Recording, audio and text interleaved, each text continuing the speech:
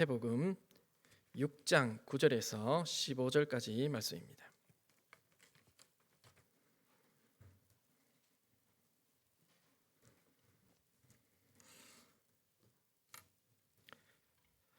봉독하도록 하겠습니다.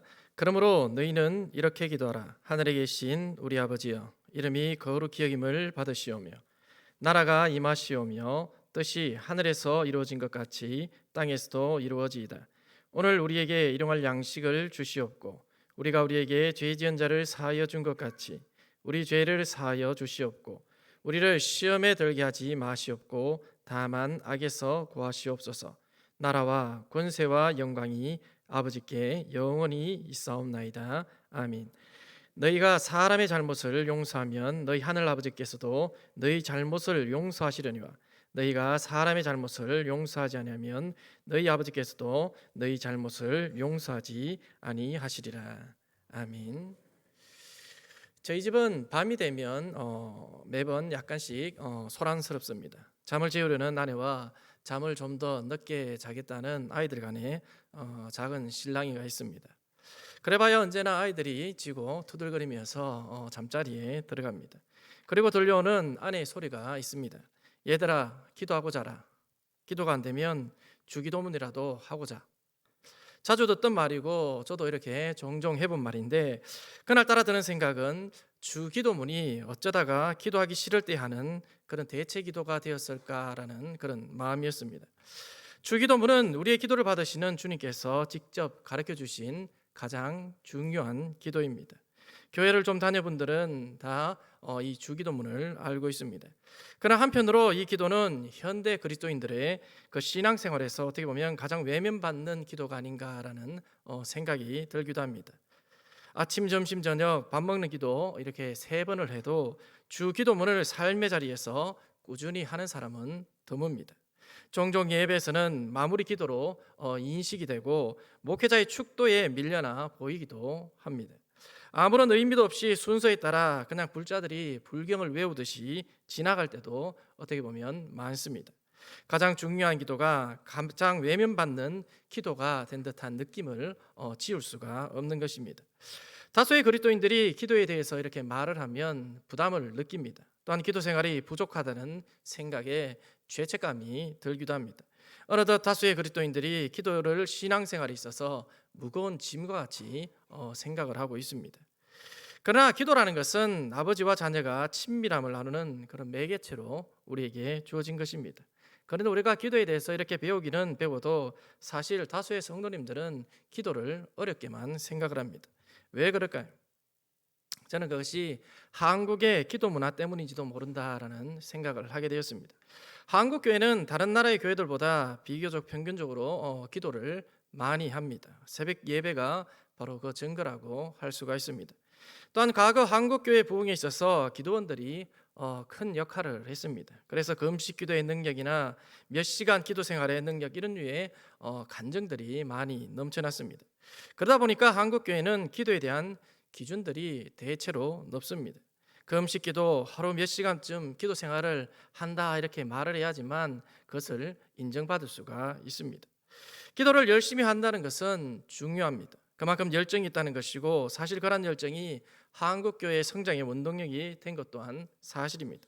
그러나 한편으로 우리가 생각해 볼 것은 그런 기도에 대한 열정이 항상 바른 것만은 아니라는 사실입니다. 열정적인 기도자들이 이단으로 빠지거나 교회 안에서 시험거리가 된 일도 적지 않았기 때문입니다. 또한 기도는 많이 하는데 그에 비해서 인격적인 부분이 가꾸어지지 못하는 부분들도 많이 있는 것을 보게 됩니다. 기도에 유익이 있었지만 한편으로 기도에 대한 부작용도 적지 않았던 것이죠. 주님께서 과연 이러한 것들을 우리에게 바라셨을까요? 그것은 아닐 것입니다. 주님은 우리가 예수님을 닮은 온전한 기도자가 되기를 원하신 것입니다. 예수님은 지상에 계실 때 누구보다도 기도를 많이 하셨습니다. 30일 금식 기도를 하셨고 하루 일정을 마치신 후에라도 항상 한적한 곳에 가셔서 밤이 새도록 기도를 하셨습니다. 그런데 주님은 제자들에게 금식 기도나 통성 기도 또는 묵상 기도가 아닌 1분도 채 걸리지 않는 그런 기도문을 가르쳐 주신 것입니다. 왜 주님은 이렇게 짧은 기도문을 그의 제자들에게 가르쳐 주셨을까요? 유대계의 형식적인 기도에서 벗어나 기도의 진리를 알리기 위한 것이라고 할 수가 있습니다. 주님은 제자들에게 당시 빗나간 기도자들에 대해서 이렇게 말씀을 하셨습니다. 본장 5절에서 8절까지 말씀입니다. 또 너희는 기도할 때에 외식하는 자와 같이 하지 말라. 그들은 사람에게 보이려고 회당과 큰 거리 여기에 서서 기도하기를 좋아하느니라. 내가 진실로 너희에게 이르노니 그들은 자기 상을 이미 받았느니라. 너는 기도할 때에 내 골방에 들어가 문을 닫고 은밀한 중에 계신 내 아버지께 기도하라. 은밀한 중에 보시는 내 아버지께서 갚으시리라. 또 기도할 때에 이방인과 같이 중언부언하지 말라. 그들은 말을 많이 하여야 들으실 줄 생각하니라. 그러므로 그들을 본받지 말라. 구하기 전에 너희에게 있어야 할 것을 하나님 너희 아버지께서 아시느니라. 그런데 당시 제자들의 눈에는 이러한 형식적이고 외식적인 기도가 어떻게 보면 거룩하게 보이고 신령하게 보였던 것 같습니다. 어떻게 보면 저희도 마찬가지가 아닐까요? 대표 기도를 한 후 은근히 기도를 잘했다 또는 은혜 받았습니다 그런 말을 듣고 싶지 않습니까? 기도를 잘했으면 하는 마음이 어떻게 보면 예수님의 그 제자들에게도 있었던 것이요. 그래서 제자들이 예수님께 기도하는 방법을 요청을 하게 됩니다. 오늘 본문과 병행 구절인 누가복음 11장 1절을 보면 이렇게 말씀을 하고 있습니다. 예수께서 한 곳에서 기도하시고 마치심에 제자 중 하나가 여짜오되 주여 요한이 자기 제자들에게 기도를 가르친 것과 같이 우리에게도 가르쳐 주옵소서. 성경에는 나와 있지 않지만 세례 요한이 자기를 따르던 사람들에게 어떤 기도를 가르쳐 주었던 모양입니다. 이에 예수님의 제자들도 경쟁심 때문이었는지 아니면 자기들도 기도를 잘하고 싶었는지 예수님께 기도를 알려달라고 한 것입니다. 예수님께서는 두말하지 않고 가르쳐 주셨습니다. 그것은 바른 기도에 대한 가르침이 제자들에게 필요했다는 것이죠. 주님은 왜곡된 기도의식을 바로 잡아주고자 하신 것입니다. 먼저 주님은 하나님을 아버지로 부르라고 이렇게 말씀을 하셨습니다. 9절 말씀입니다. 하늘에 계신 우리 아버지요. 유대인들에게 있어서 하나님과 이스라엘 백성 간의 그 관계는 주인과 종의 관계였습니다. 따라서 종이 주인에게 말을 하듯이 기도도 어떻게 보면 항상 어려운 것입니다. 이스라엘 백성이 지성소로 나아갈 때 대제사장을 통해서 나아가는 것과 같은 것입니다. 대신 말해주기를 원하는 것이죠. 신입사원이 직접 사장에게 의견을 제시를 할 수 없고 과장이나 부장 이사를 통해서 전달되는 그런 분위기라고 할 수가 있습니다. 나 같은 사람이 감히 어떻게 하나님께 말씀을 드리나라는 어떤 이런 분위기입니다.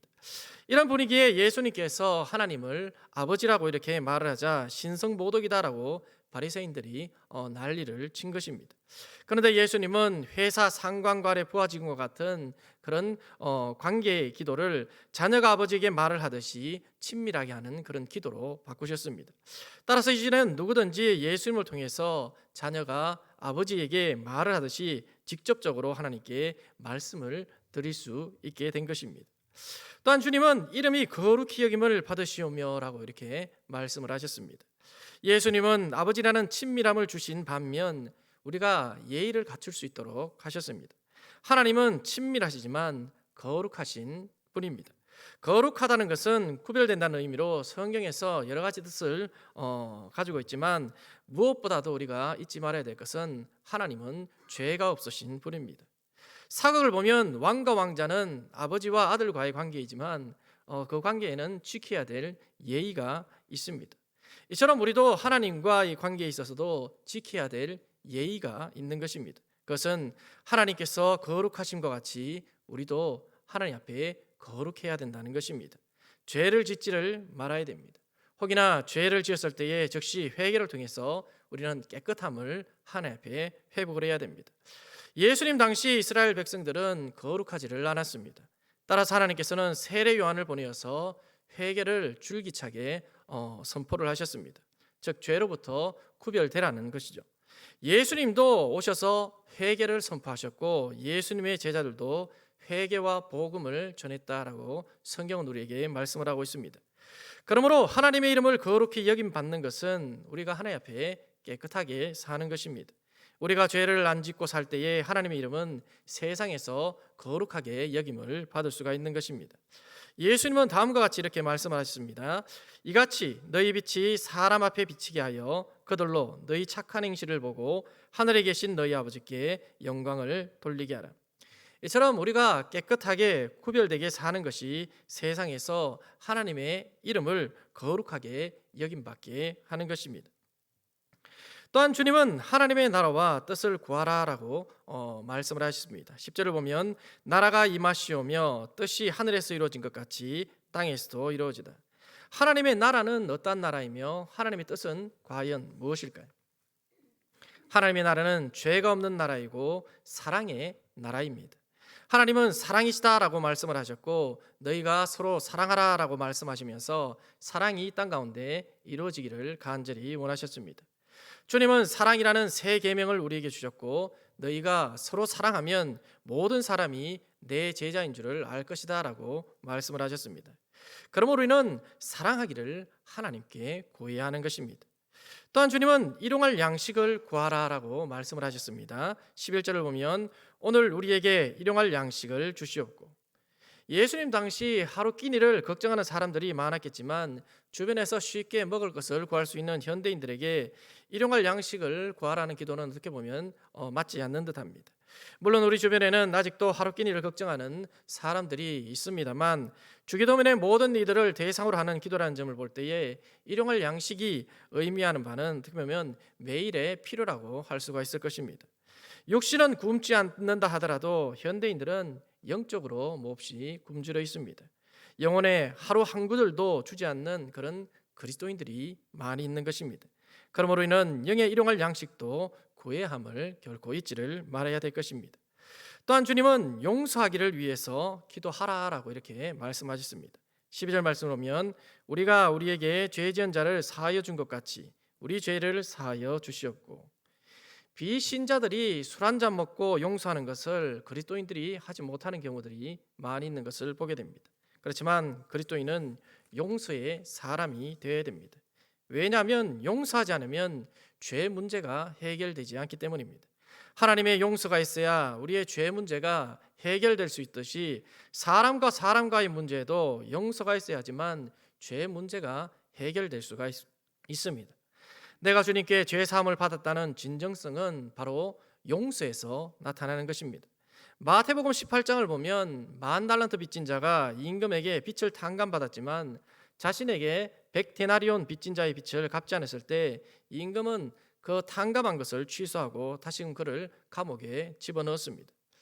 이처럼 사람이 하나님으로부터 용서함을 받았다는 진정성은 타인의 죄를 용서하는 것에서 나타나는 것입니다.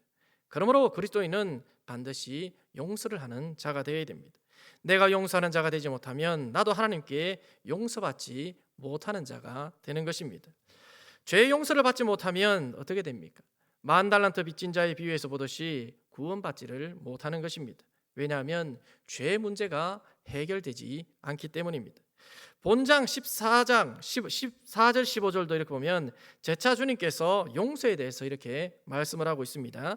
너희가 사람의 잘못을 용서하면 너희 하늘 아버지께서도 너희 잘못을 용서하시려니와 너희가 사람의 잘못을 용서하지 않으면 너희 아버지께서도 너희 잘못을 용서하지 아니하시리라. 용서가 중요하다는 것을 우리에게 말씀하고 있는 것입니다. 우리는 선심 쓰듯이 내가 용서한다, 자신의 마음이 넓은 듯이 용서해 준다라는 그런 식으로 이렇게 말을 하지만 용서라는 것은 남을 위한 것이 아닙니다. 결국 용서라는 것은 나를 위한 것입니다. 내가 구원받기 위한 것입니다. 그러므로 우리는 하나님 앞에 반드시 용서하는 자가 되어야만 하는 것입니다. 남의 죄를 용서해야 하나님 앞에 나의 죄도 용서함을 받을 수가 있는 것입니다. 용서를 위해서 꼭 기도할 수 있는 그런 성도님들 되시기를 바랍니다. 또한 주님은 믿음의 대적자를 주고 기도하라 이렇게 말씀을 하셨습니다. 13절을 보면 우리를 시험에 들게 하지 마시옵고 다만 악에서 구하시옵소서. 시험과 악은 사단을 의미를 합니다. 하나님은 자녀들에게 시험을 하고 악에 물들게 하는 그런 대적자가 있습니다. 신앙생활이라는 것은 소풍이 아닙니다. 격렬한 경주이고 지면 죽고 이기면 사는 것입니다. 인류 최초의 죄악은 사단의 시험과 악에서 비롯되었습니다. 요한계시록은 사단 마귀를 온 천하를 꿰는 자다라고 이렇게 말씀을 하셨고, 예수님께서도 직접적으로 살인자, 거짓말장이, 거짓의 아비다라고 이렇게 말씀을 하셨습니다.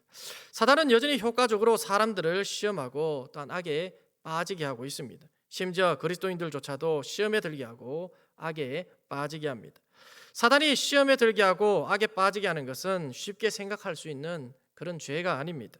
야고보서는 1장 15절에 말씀하기를 욕심이 잉태한즉 죄를 낳고 죄가 장성한즉 사망을 낳는다라고 이렇게 말씀을 하고 있습니다. 처음에는 작은 죄인데 그것이 구원받지 못할 정도로 자라날 수 있다라고 말씀하고 있는 것입니다. 과거나 지금이나 여전히 사단의 유혹은 강하고 육신에 속한 사람은 악에 빠지기가 쉬운 것입니다. 그러므로 우리는 신앙생활에 사단이라는 그런 대적이 있음을 깨닫고 반드시 경계를 해야 됩니다. 하나님을 의지하지 않고는 결코 이 사단의 시험과 악을 이길 수가 없기 때문입니다. 지금도 사단은 예배드리는 자들 가운데서도 삼킬 자를 두루 찾고 있는 것입니다. 교회에서 시험 들지 않도록 우리는 주의를 해야 됩니다. 마지막으로 주님은 하나님을 높이는 기도를 하라라고 우리에게 말씀을 하십니다. 13절 후반입니다. 나라와 권세와 영광이 아버지께 영원히 있사옵나이다. 아멘. 그리스도인들이 추구하는 것이 과연 무엇입니까? 사람의 나라가 아니라 하나님의 나라입니다. 천국입니다. 사람의 권세가 아니라 하나님의 권세입니다. 하나님의 능력입니다. 사람의 영광이 아니라 하나님의 영광으로 하나님께서 우리 가운데 오로지 높아지기를 원하는 것입니다. 이스라엘이 왕국이 되었을 때 그 나라가 과연 어떻게 되었습니까? 사람이 다스리는 나라로 변해버렸습니다. 사람의 권세를 두려워했고 사람에게 영광을 돌렸습니다. 이처럼 오늘날도 마찬가지입니다. 하나님께 받은 은혜를 가지고 사람의 교회를 만들고 사람의 권세로 운영을 하려고 하고 사람이 영광을 받는 것이 현실적인 모습입니다. 그럼 우리는 자신이 가는 믿음의 길이 하나님의 나라와 권세와 영광을 위한 것인지 진지하게 돌아볼 필요가 있는 것입니다. 우리가 주기도문의 그 삶을 삶 속에서 실천을 하면 우리는 두 가지 유익을 얻을 수가 있습니다. 먼저는 기도 생활에 대한 죄책감에서 벗어날 수가 있는 것입니다. 여러분은 주기도문만으로도 충분히 하나님 앞에 좋은 기도자가 될 수가 있습니다. 둘째는 기도의 기준을 바로 세워서 바른 기도를 할 수 있게 됩니다. 오래 기도하고 많이 기도하는 것 중요합니다. 그러나 그것이 중언부언되지 않게 하는 것이 바로 주기도문을 기준으로 기도를 하는 것입니다. 우리의 기도를 받으시고 그 기도의 본을 가르쳐 주신 주님의 기도가 우리의 삶에서 어떻게 실제적으로 활용이 되고 있습니까? 주님이 가르쳐 주신 기도를 통해서 죄가 관영한 세상에서 승리할 수 있는 그리스도인으로 살아가는 도원교회 성도님들 되기를 예수님의 이름으로 축복합니다. 기도드리겠습니다. 주님